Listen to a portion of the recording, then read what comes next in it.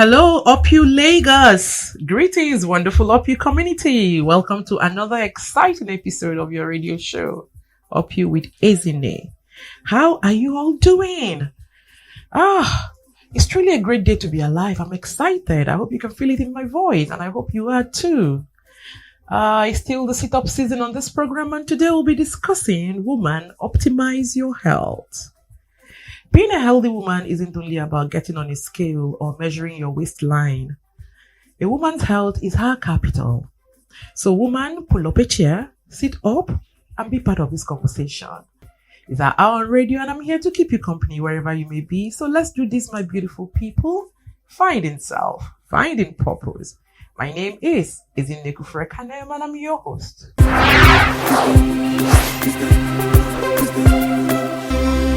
Welcome back, my guests. So do well to follow us on all our social media platforms at OPU with Ezine on YouTube, Instagram, Facebook, Twitter. We'd love to connect with you and keep the conversation going long after this program has ended. So, who is ready to find out how wealthy they are? After all, health, they say, is wealth. Woman, optimize your health. Good health is more than just a concept. It's a lifelong commitment to mindful actions. Making healthy lifestyle changes at any time, whether you're in your 20s, 40s, or 60s, can help you avoid chronic illness and slow down the aging process inside and out. Communities, countries, and ultimately the world are only as strong as the health of their women. You see how important you are, women? Another reason to optimize your health in the pursuit of your dreams. This morning, we'll be looking at a few areas of concern common to most women. Our discussion topic is, Woman, sit up, optimize your health.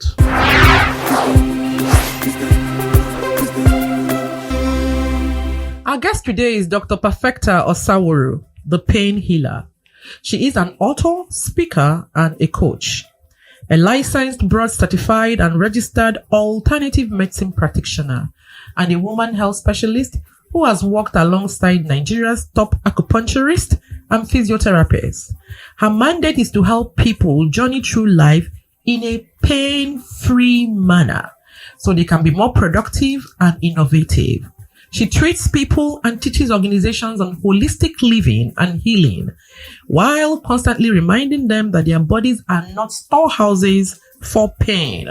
She does this through a number of platforms such as the radio, church gatherings, corporate events, and wellness organizations. She is founder, Renoma Holistic Health, specializing in pain management and women's health.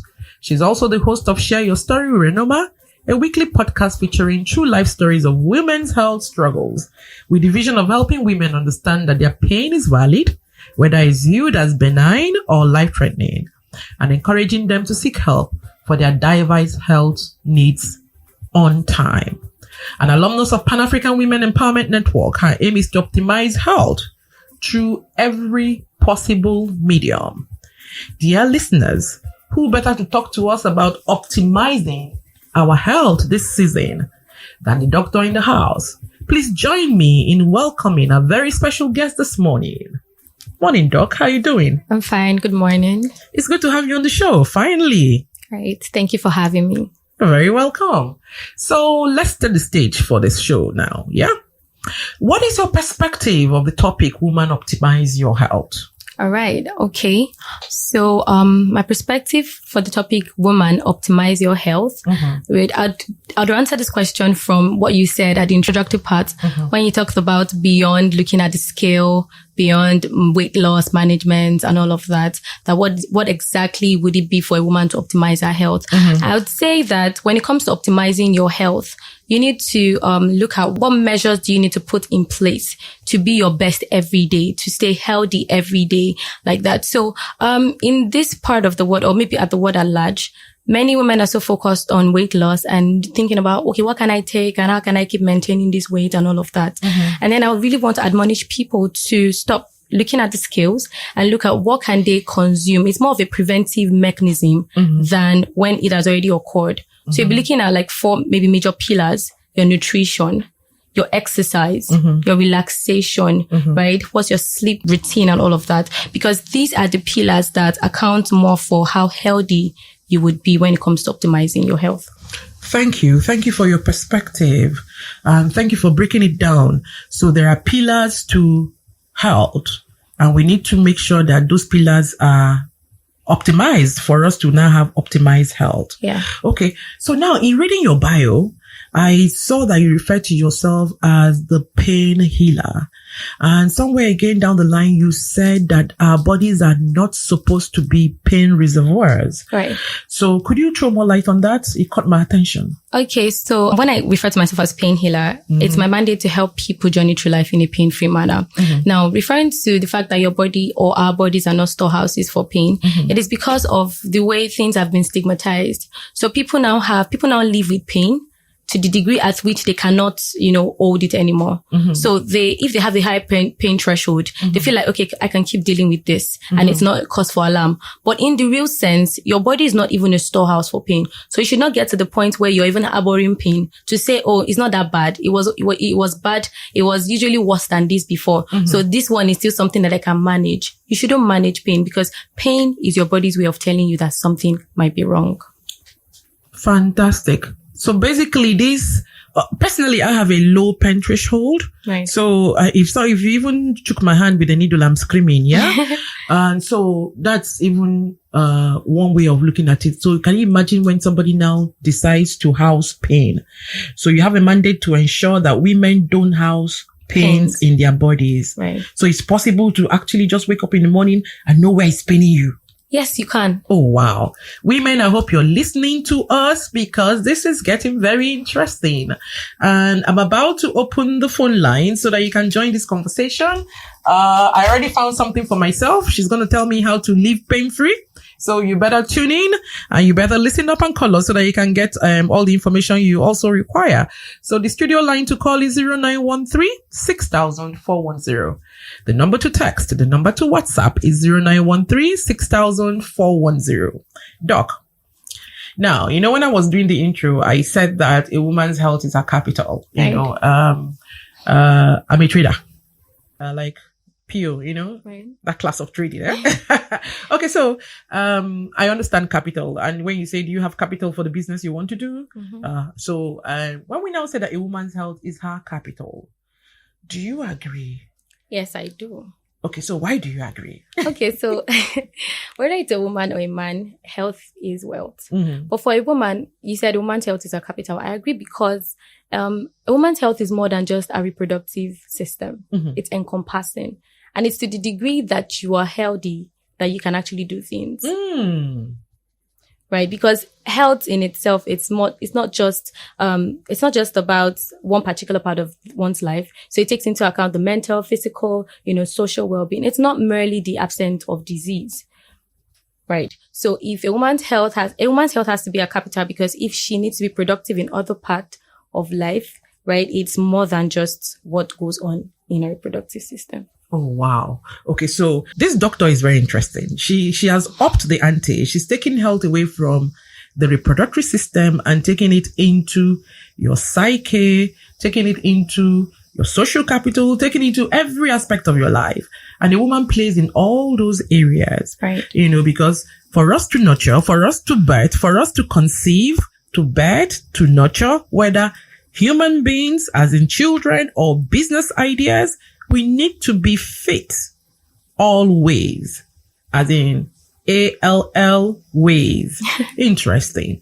Okay, so this aligns with what we've been doing on this show all of this month. Okay. All of this month we've been, nudging women to sit up and be optimized for their dreams, because we realize that we're, counting down the days or in 2022. Amazing.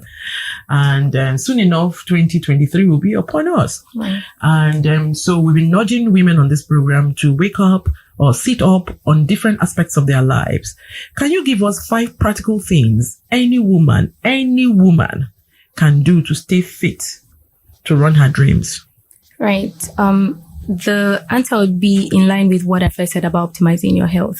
It would be to, so because yes, you're focused on a dream, a goal, and all of that. So more than your why, more than what you want to do to optimize that, you need to put in measures health-wise. So you need to stay fit, as in eat healthy.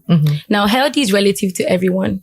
Now, what is healthy to me is not healthy to you or healthy to another lady, because we have different daily intake and all of that we need to meet based on our body type, our weight gain, and all of that. So one thing would be to eat. It's not just a diet per se. It would be to optimize your nutrition in the sense that you're taking in what is needed for you per time to stay at your best and to, be more productive. Another thing would be to add movement to your routine. So whilst we're dreaming and having so much goals and wanting to put them in place, it's essential to add movement to your routine. Now, movement is such as exercise. Exercise, again, differs for everyone. What is low intensity to you might just be perfect for you. What is hardcore, high intensity rather, to another person might just be perfect for the person. So it's essential to, per time, always understand what your body is saying, understand where you're coming from, and understand what you need to do. Another thing would be to tone down on the fact that you're being productive and you're working towards your goal shouldn't mean that you should be sleep deprived. Right? So because when it comes to medicine, it's not just one thing that is encompassing for all. Everything plays a major role. So you want to ensure that you have like between 6 to 8 hours of rest. You don't want to prioritize being busy over being productive. Right. So you want to ensure that you're getting all of that in. So another thing that I think that I would like to say would be, when it comes to meditation and all of that. So whilst, yes, you're doing so much, you want to achieve so many goals and all that, let it be that one of your LD practices is to find a way to shut down everything and per time to pick out what is essential. I like to use this meditation example in the sense that if this room is scattered right now, sometimes we have to scatter it more to put it in place. If you want to clean a room, you have to start checking things, scattering more to put it in place. So in the same way, because you have these dreams, these goals and everything, sometimes you need to scatter everything. I'm like, okay, so which one is more priority at this moment? Which one do I need to do? So at the place of being still and calm, you tend to prioritize which one needs more light to be shed on, or which one is the major one that other things can, Right on. Right. Thank you. So what I hear, fundamentally underlining what you're saying is every woman needs to know her body. Yes. Because what is good for me may not be good for you. Yes. So even if it's touted that wheat bread is the best bread, it may not work for me because of my age, right, my blood type, my hormone fluctuations or whatever. So everybody should listen up to their body, yes, and then know it and decide what works for them. Right. The one that really struck me, I must say, is the one about the exercise thingy. Yes. All the time they just say, you've got to do 5 minutes, 10 minutes HIIT, intensive. And they're saying those things to you as a woman, and they're not taking into cognizance your bone density. Right. Whether your bone is already falling apart or thinning out, and then someone is saying, jump up, and you're jumping up and you're causing more harm to yourself. Right. So thank you for pointing that out. So it's not a one size fits all kind of lifestyle thinking. Not at all. Great. I'm having fun here, and I'm going to call the studio lines again so that you guys can join me and learn for yourself. So the number to call is 0913 6000 410. The number to text and WhatsApp is 0913 6000 410.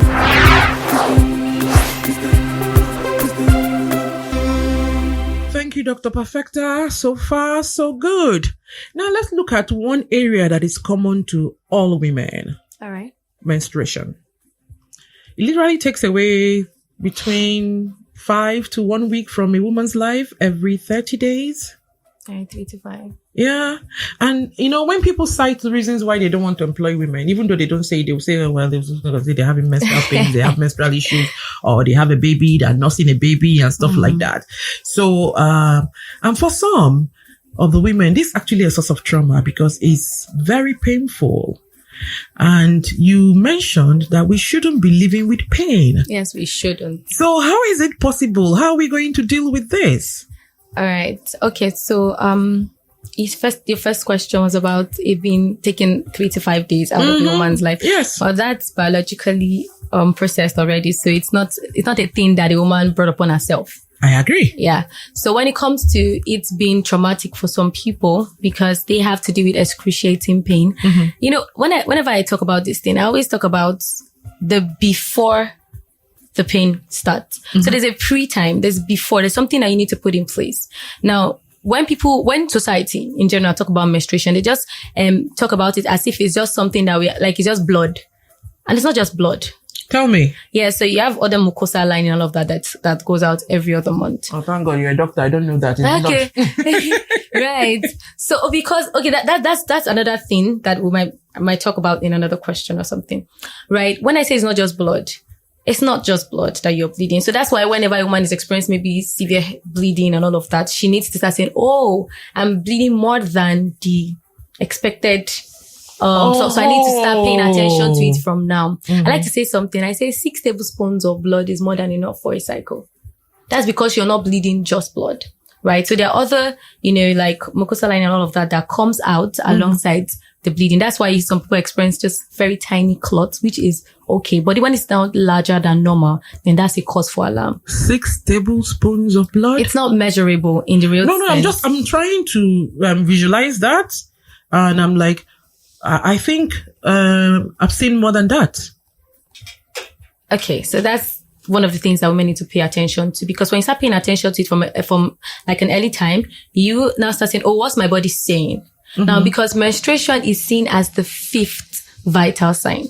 Now, vital signs are like, when a person is ill and person goes to the hospital, they check the person's blood pressure, the person's temperature and all of that. Now, the menstrual cycle is seen as the 5th vital sign. Okay. This means that just in the same way your temperature can tell you what's going on in your body, your blood pressure can tell you what's going on in your body. Your menstrual cycle is a monthly report card to tell you what's going on in your body. Women, did you hear this? How come I'm just hearing this now?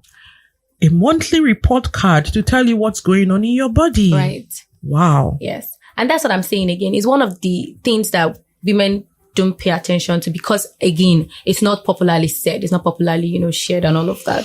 Yeah, but you should know, doctor, that there's a veil of secrecy around here, sidelines. Yes. Most of us didn't even get the education on what a menstrual cycle is and all of that. And what we know, we were not even officially taught. We just picked up from this and that. Right. That's why I am so excited that you finally wrote a book. Whoa. Where is your book? Yeah, this is it. Okay, so please. I have in my hand here now a book titled Flow Freely. Practical Steps to Understanding Your Body and Having a Painless Period. Doc, tell me about this. Okay, so yes, I read a book titled Flow Freely, and it's practical steps to understanding your body and having a painless period. Now, before you start looking at the end goal, which is having a painless period, what do you need to put in place to not have a painless period? It is understanding your body. Now, if you want to learn anything at all in life, it's essential that you understand it. True. So why do we now leave it to time and chance to happen to us to tell us what's going on in our body? Now, all of this needs to be documented. All of this needs to be paid, given attention to. Now, what is my body doing at this time of the month? What is my body doing at this time of the month? So everybody knows, oh, you bleed and then you ovulate because they're trying to maybe optimize fertility, or that's when they're like really focusing on all of that. But all through that phase, how many phase do I have in my menstrual cycle? What is my body doing per time? What's my body doing from day 1 to 5? What is my hormones doing from day 6 to 14? What is it doing from day 14 to this? You understand? So all of these things, you need to understand it. Now, more than just menstrual cycle on its own, what are the cycles of life for a woman? Do you understand? So what's my body type? How do I need to, cater for my body in this way? All of this information is what you put in place. Then how do I need to eat? Because your digestion changes all through your cycle also. So how do I need to eat well so that I don't end up dealing with excruciating pain? What are my period pain triggers, my food triggers? Oh, hold on. If I get you right, you're actually saying that we can do a few things to ensure that we don't have the pains during the cycle. Exactly. Please, Doc, can you just share? Right. Give an example so that we can go looking. Okay, so now if I have to give an example, it will be generalized. But then again, then again, when it comes to period pain, it's personalized because there are different period pain types. Mm-hmm. So what if I have this syndrome or this is my cause?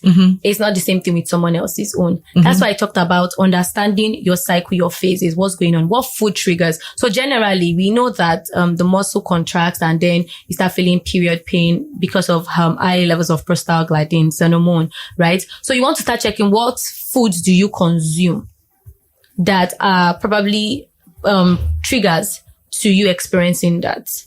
Like, so for a lady, generally, you wouldn't want to consume fatty foods, right? You wouldn't want to overly indulge in coffee, right? You wouldn't want to also overly indulge in some other foods. You want to incorporate anti-inflammatory foods to your diet and stuff like that, because all of these pose risk. Another thing is movement. You don't want to be sedentary. And it keeps coming up all the time. Movement. You know, one of the things I'm reading up on now is I just realized that I really do not understand the body that I have.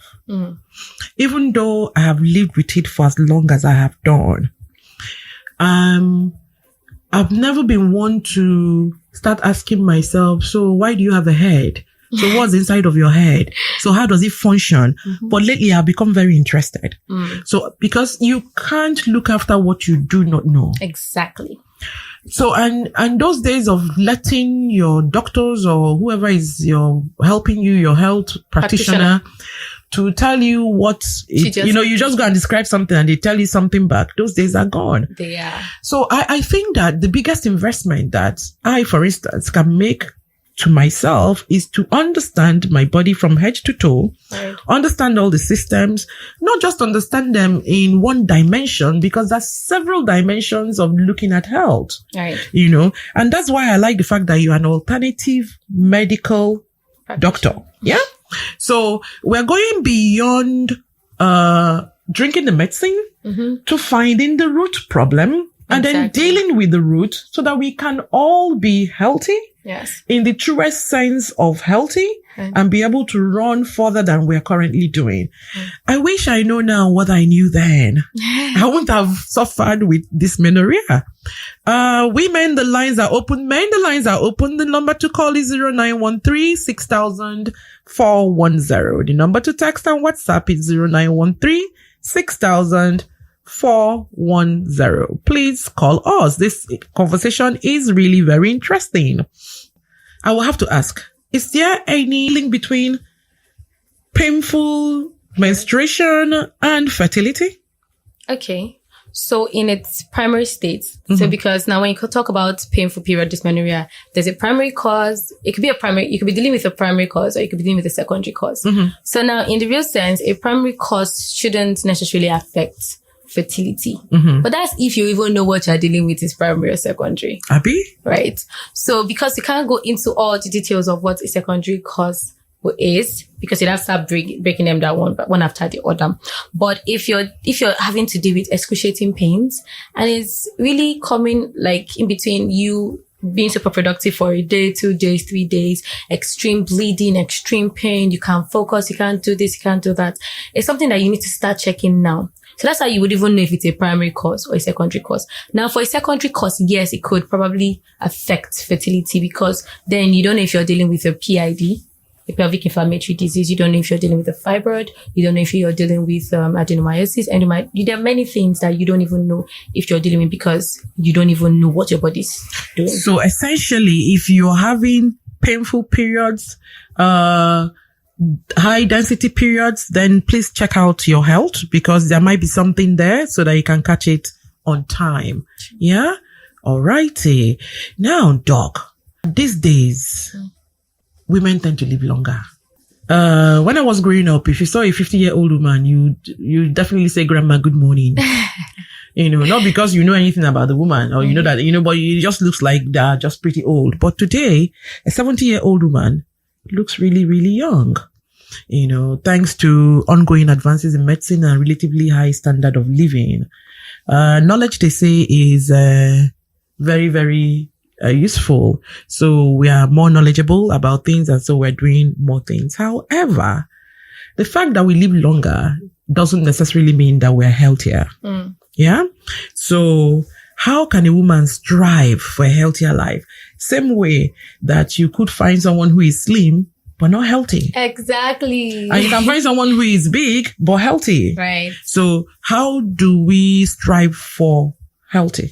Right. I think I really like that question in particular because it was something that I spoke about earlier this year. Live long, live strong. That's it. Yes, that's live long, live strong. It's one thing to live long, but it's one thing to live strong. And I like you said that these days you see women living longer and living longer because of more awareness when it comes to health. Now, everything you're looking for in that age starts from this age. God bless you. Everything I'm looking for when I get to your age, I need to start putting in place now.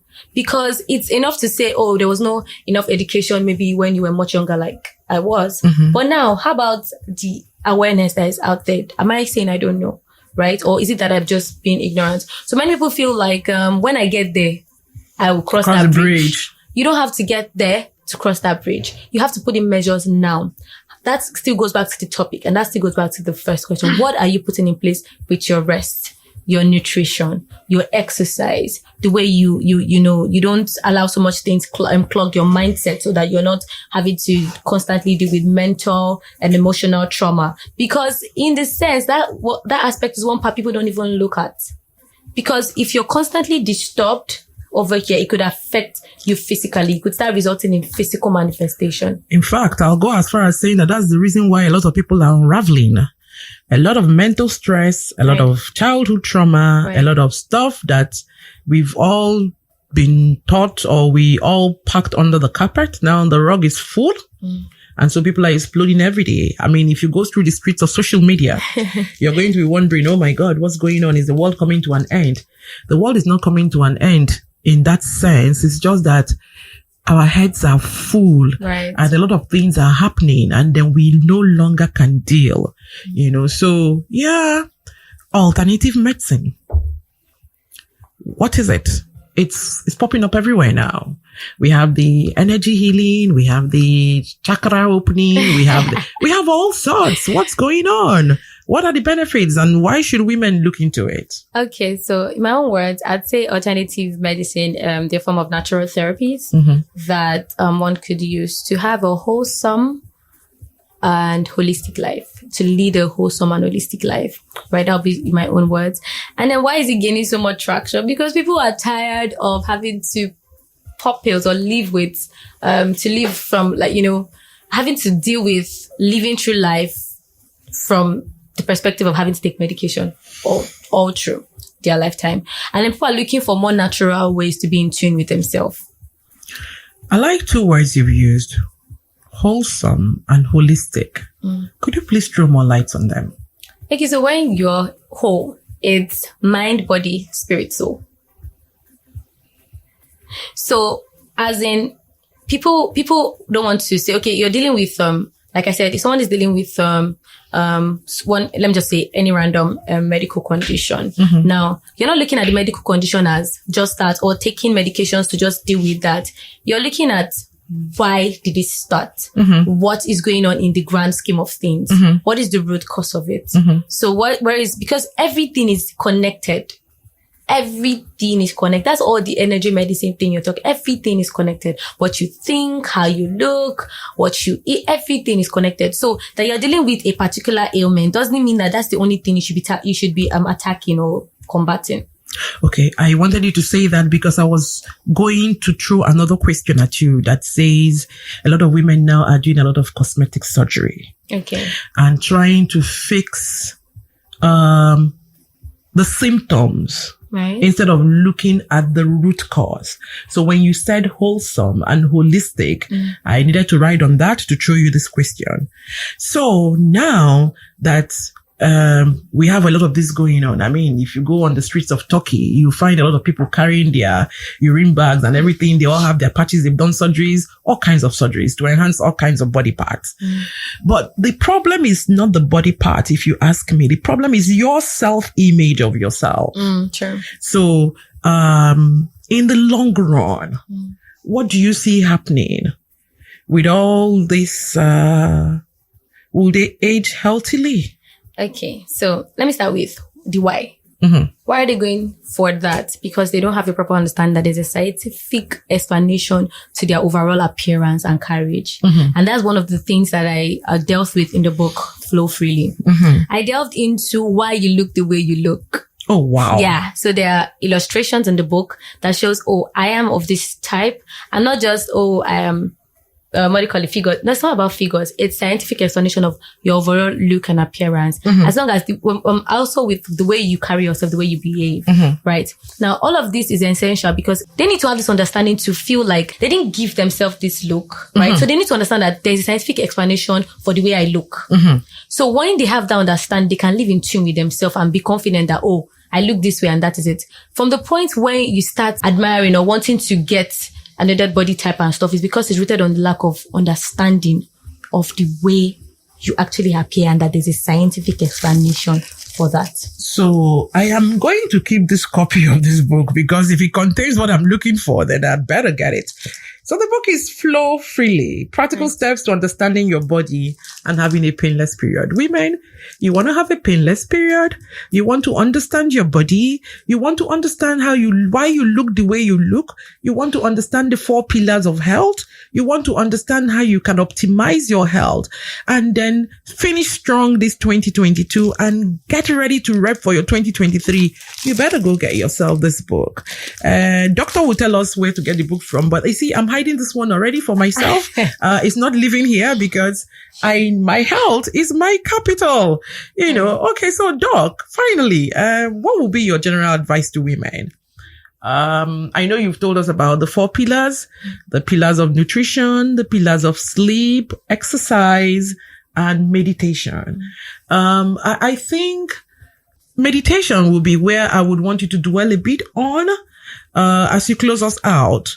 What does meditation do for you? How will it help you optimize your health? And then just leave us with general advice as we wind down 2022 and get ready for 2023. All right. So I previously explained that, but I'll say it again. I said that when you have a clogged mindset or a clogged mental state, there's so much things going on in your brain. And then you want to find measures to put in place every time to unclog. And that happens from a mindful meditation. So in the place of stillness and quietness, you tend to say, what can I prioritize? What should I prioritize now? So that you don't keep moving everywhere with just a brain full of a lot of things and it's affecting your productivity in other aspects of life. Is meditation the same thing as praying? Okay, so now there's mindful meditation as in a form of like lifestyle. There's meditation as in praying also. Okay. So you can do that if you're a Christian or if you're religious in your religious practices like that, you can do that. That's you praying. But then I'm saying that if you want to do it as a form of healthy living, you need to take a break, stay in stillness and quietness, and then, still fish out what needs to fish out. Yeah, even CNN sometimes, when we watch, they will say mindful break. Yeah. And then they show us some very nice, beautiful picture of places you can go on vacay, and then take your mind off the seriousness of what they're saying. Exactly. I think as the world evolves, we become more aware of how to take care of ourselves. So it's critical to be in the know of things. And we're quite spiritual over here. So that's why I wanted to differentiate clearly that there is intentional mindfulness and then there is praying to also be mindful. Thank you, Dr. Perfecta, for joining us on the program today. Right. We have learned a lot from you. I'm so glad to make your acquaintance and I am definitely going to read this book. Yeah. Thank you. Thank you for coming. It's a great job you're doing. Thank you so much. Cheers to many more wins this year and beyond as you keep optimizing your health and helping women to optimize their health as well. Thank you so much for having me. My take today is that for you to optimize your health as a woman, you've got to ensure that the 4 pillars are taken care of. You have to give your body the nutrition it needs. You have to exercise your body by moving. You're meant to move. You have to sleep enough. She says 6 to 8 hours to be able to let your body rest and get ready to do something. You see this Lagos, by the time you do traffic, you leave your house by 4 a.m. You come back by 12 o'clock. Before you sleep, it's 1 a.m. Before you know it, it's 4 a.m. No. You're killing yourself. So you need to find how to sleep that 6 to 8 hours. And finally, you need to do mindful meditation. I pray that you all got that and that you start practicing it so that you can prevent yourself from having an old age that is not healthy. So this is where we wrap up today's edition of Up You with Ezine. It's been another amazing one. Please follow us on Instagram and Facebook at Up You with Ezine. Get copies of our books, Up You and When Adversity Strikes, Fight. Thank you. So it's big up to everyone that is involved in creating this magic every week, starting with you, our dear listeners, our guests, our advertisers, callers, engineers on duty, my producer, the amazing Up You team, 98.3 Mainland FM, the sound of Lagos. You all stay strong, stay blessed, stay lifted. My name is Ezine Kufurekane. Until I come your way next week Wednesday, it's Up You.